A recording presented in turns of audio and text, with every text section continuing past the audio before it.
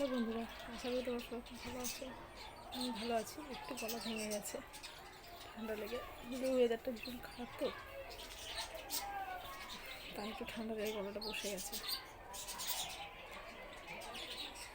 কিছু কথা মানে আমি যেহেতু খুব কম মানুষের সাথে মিশি, আর আমি মনের কথাও খুব কম মানুষের সাথে শেয়ার করি, তো সেই জন্য হয়তো আমার অনেক ক্ষেত্রে অনেক প্রবলেম হয়। তো আমাকে অনেকে এই কথাগুলো বলে যে নিজেদের ঘরে ঠিক নেই, নিজেদের খাবার ঠিক নেই। আমার বর আজকে 3 বছর শরীর খারাপ নিয়ে বিছানা কাজ করতে পারেনি, সে আবার রাস্তার কুকুরকে খেতে দেয় ট্রিটমেন্ট করে। হ্যাঁ, আমি করি। আর আজকের দিনে দাঁড়িয়ে এটা মানে ফিল করি যে ওদেরকে খাওয়াই বলে যে কোনো প্রবলেম হোক, যাই হোক, কোনো বিপদ হোক, তো সঙ্গে সঙ্গে ওদের কাছে গেলে না সেটা আমি ভুলে যাই। ওদের কাছে গেলে বা কুকুর সাথে কথা বলে বা বুঝ করে কাটাই করলে সত্যি খুব ভুলে যায়। তো উল্টো দিকে একটা মানুষের জন্য আমি অনেক মানুষের জন্যই অনেক কিছু করেছি। সময় পরিস্থিতিতে আজকে হয়তো আমি এরকম হয়ে গেছি। তো একটা যখন করেছি পরবর্তীকালে যদি আমি প্রবলেম করেছি, সেইভাবে কিন্তু স্বাদ তো পাইনি। কিছু কিছু ক্ষেত্রে এরকম হয়েছে যে এখন বর্তমান যুগে টাকাটা একটা বিশাল বড় ব্যাপার। মানে তুমি কারোর জন্য মন প্রাণ দিয়ে পরিশ্রম করেছো, তাকে একটা জায়গায় পৌঁছাতে সাহায্য করেছো, তার একটা বড় কাজে তাকে হেল্প করেছো। তখন তুমি ভুলে গেছো যে আমার সামর্থ্য নেই, কিন্তু হ্যাঁ, সেটা তার প্রয়োজন, তাকে তুমি দিয়েছো, করেছো। কিন্তু যদি তোমার কোনো প্রবলেম হয়েছে যে হ্যাঁ, আমি মানুষটা করেছি, আমার একটু প্রবলেম হয়েছে, আমি চাইতেই পারি, আমি যদি কিছু সময় কোনো হ্যাঁ, আমার একটা টাকা দরকার হয়েছে, আমার প্রয়োজন আছে, আর সেটা যদি তুমি সময়ের মধ্যে দিতে না পেরেছো, তুমি দিয়েছো কিন্তু সময়ের মধ্যে দিতে পারনি, হয়তো আমাদের কারণবশত বা কিছু, অনেক মানুষের ক্ষেত্রে এটা হয়, দিতে পারেনি, তখন কিন্তু তোমার সব উপকারের কথা, তোমার পরিশ্রমের কথা কিন্তু সে ভুলে যাবে। তোমার চিন্তা করবে না তোমার মান সম্মান থাকবে কিনা, তুমি সেটাতে অপমানিত বোধ করছো কিনা সেটা ভুলে যাবে। তুমি কী দিয়েছিলো সেটাও একদমই ম্যাটার করে না। তো এই জায়গায় দাঁড়িয়ে আমার এই কুকুর বা অবলা জীবদের প্রতি এত ভালোবাসা এটা অটোমেটিকলি আমার মধ্যে হয়ে গেছে।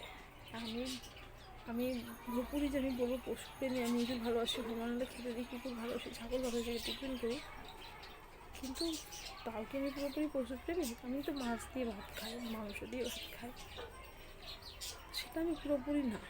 হ্যাঁ, তা আমার চোখের সামনে যেগুলোতে আমি হেল্প করার চেষ্টা করি, আর আমি যেভাবে বাড়িতে মানুষ হয়েছি মাছ ভাত খেয়ে সেগুলো এখনও খাই, হয়তো একটা জায়গায় কষ্ট হয়, ভাবি ছেড়ে দেবো, খাবো না, এই চিন্তাটা হয়, কিন্তু তাও কি আমি পুরোপুরি পশুপ্রেমী না, কিন্তু তাও কিন্তু আমি ওদের প্রতি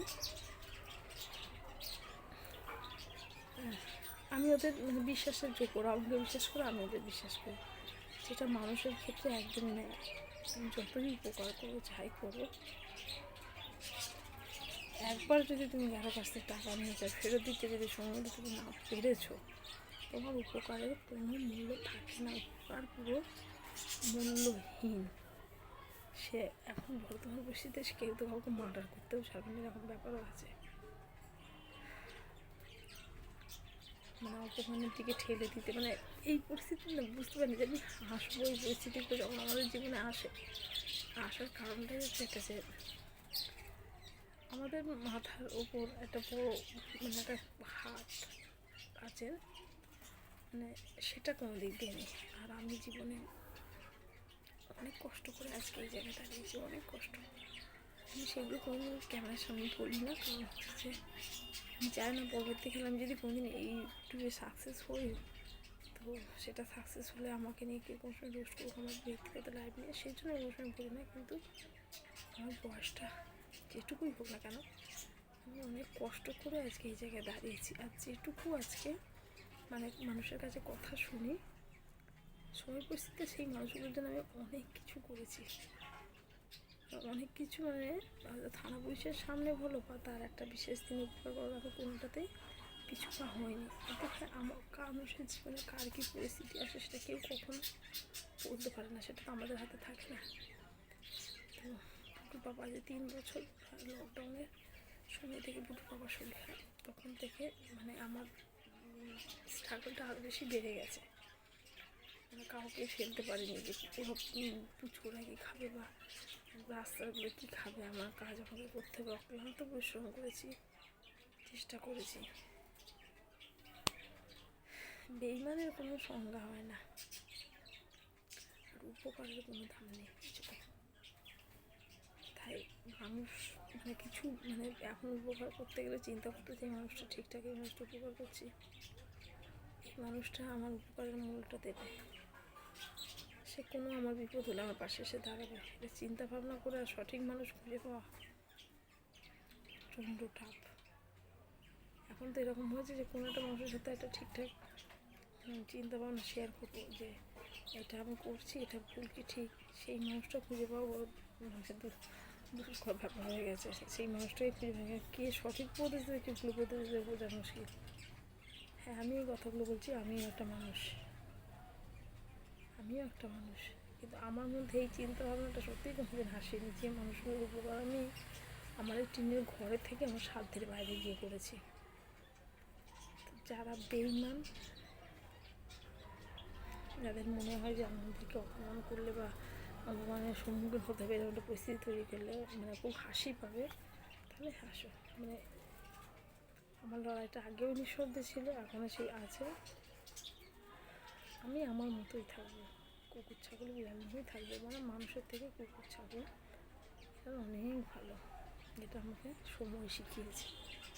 তোমাদের মতো বেইমান মানুষের সঙ্গে আমার কোনো সম্পর্ক না থাকাই ভালো। কতটা অপমান করতে পারবে তোমরা, কতটা অপমানের সামনে নিয়ে যাবে, কুকুর দেখি বলে বলে তুমি নিয়ে যাও। আমি সব পরিস্থিতির মধ্যে লড়তে হবে। যখন করোনা লকডাউনের মতো পরিস্থিতি আমাকে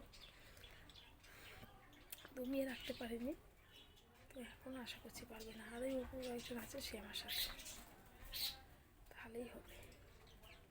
যে দেখে, সব দেখছে, যারা আমার সাথে এইভাবে বেইমানি করছো বা হচ্ছে যে আজকে হাসছো আমার জন্য, তোমাদেরকে সেই ঠিক একটা দিনে নিয়ে এসে দেবে, আমি সেদিন কিন্তু আমি হাসবো। যেমন ছোটো শিয়ালকে যখন মেরেছিল, মানে বাস দিয়ে পিটিয়ে মেরেছিল, যে যখন একটা ক্লাবে একটা মিটিং হয়েছিল, তখন আমাকে বলছিল কত টাকা খরচা হয়েছে, আমরা দিয়ে দেবো।